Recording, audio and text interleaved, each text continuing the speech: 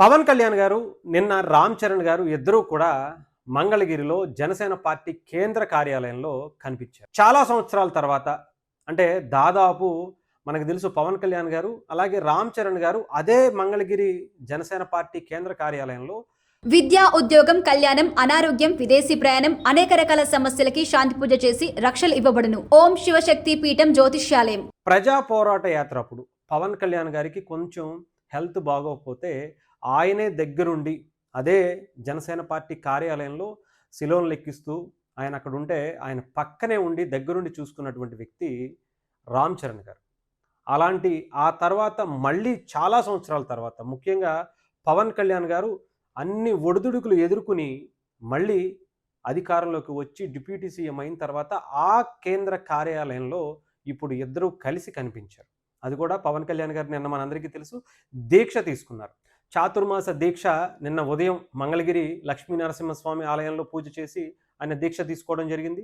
దీని మీద ఆయన ఆ తర్వాత వెంటనే ఇక్కడ మంగళగిరిలో అటు రామ్ చరణ్ గారు ఒక ఈవెంట్ కోసం, అది కూడా ఆంధ్రప్రదేశ్ ప్రీమియర్ లీగ్ ప్రారంభోత్సవానికి ఆయన రావటం, పవన్ కళ్యాణ్ గారు అక్కడే ఉండటం, ఇద్దరు కలిసి జనసేన పార్టీ సంబంధించినటువంటి కార్యాలయ నిర్మాణానికి సంబంధించి గతంలో ఎలా ఉంది, ఇప్పుడు ఎలా ఉంది, ఎక్కడెక్కడ ఏం జరుగుతుందని పవన్ కళ్యాణ్ గారే స్వయంగా రామ్ చరణ్ గారిని తీసుకువెళ్ళి ఇదిగో ఇది ఇక్కడ ఇలా జరుగుతుంది, ఇది ఇక్కడ జరుగుతుంది అని చెప్పి చాలా క్లియర్గా మాట్లాడుకున్నటువంటి ఆ విజువల్స్ అన్నీ కూడా మనకి ఇప్పుడు బయట కనిపిస్తూ ఉన్నాయి. ఎందుకంటే పార్టీ నిర్మాణం, ముఖ్యంగా జనసేన పార్టీ కార్యాలయ నిర్మాణం చాలా సంవత్సరాల నుంచి జరుగుతూనే ఉంది.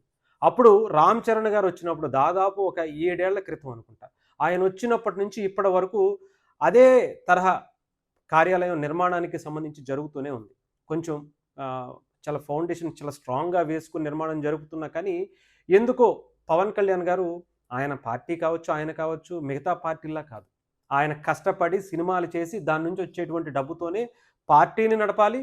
ఆయన కార్యాలయం కట్టుకున్నా, కార్యాలయానికి ఏదన్నా తుదిమెరుగులు దిద్దాలనుకున్నా అన్నిటికీ కూడా పవన్ కళ్యాణ్ గారి కష్టార్జితం తీసుకొచ్చినటువంటి ఆ డబ్బుతోనే కట్టాలి. దానికి సంబంధించి కొంచెం చర్చ కూడా బయట వినిపిస్తున్నటువంటి మాట ఏంటంటే, బాబాయ్ నేను చూసుకుంటాను బాబాయ్ అని పవన్ కళ్యాణ్ గారికి ఈ నిర్మాణానికి సంబంధించి నేను చూడనా బాబాయ్ అని అంటే పవన్ కళ్యాణ్ గారు శుతిమెత్తగా తిరస్కరించారు అనేటువంటి మాట కూడా వినపడుతుంది.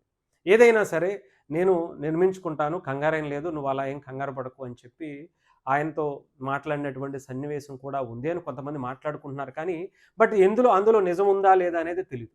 రామ్ చరణ్ గారు ఆ తరహాలో డెఫినెట్గా పార్టీకి కూడా కొన్ని విరాళాలు ఇచ్చినటువంటి పరిస్థితి కూడా మనందరికీ తెలుసు. పార్టీకి సంబంధించి పవన్ కళ్యాణ్ గారికి పిఠాపురంలో ఆయన వెళ్ళి ఆయన మద్దతుని తెలియజేసినటువంటి పరిస్థితి కూడా అందరికీ తెలిసిందే.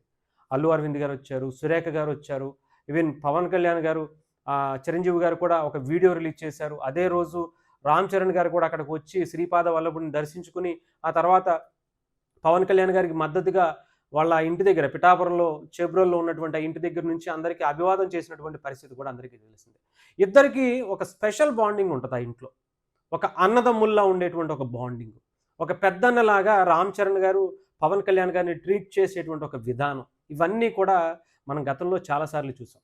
మళ్ళీ ఇప్పుడు పెద్ది సినిమా తర్వాత ఇలా కలుసుకోవటం, అది కూడా జనసేన పార్టీ కార్యాలయంలో కలుసుకోవటం, అక్కడంతా కూడా ఆయనే పవన్ కళ్యాణ్ గారే దగ్గరుండి అవన్నీ ఇగో ఇలా జరుగుతుంది, దీని స్పెషాలిటీ ఇది, దీని స్పెషాలిటీ ఇది, ఇక్కడ ఇలా పెట్టాలనుకుంటున్నాం, ఇక్కడ ఇలా పెట్టాలనుకుంటున్నాం, ఇది ఆఫీసు, ఇది సెంట్రల్ హాలు, దీనికి అన్నీ కూడా చాలా క్లియర్గా వివరిస్తూ పవన్ కళ్యాణ్ గారే రామ్ చరణ్ గారికి చెప్పినటువంటి విధానం చూసి చాలామంది అబ్బో చాలా బాగుంది వీళ్ళిద్దరు బాండింగ్ అని గతంలో అనుకున్నారు, ఇప్పుడు కూడా అనుకుంటున్నారు.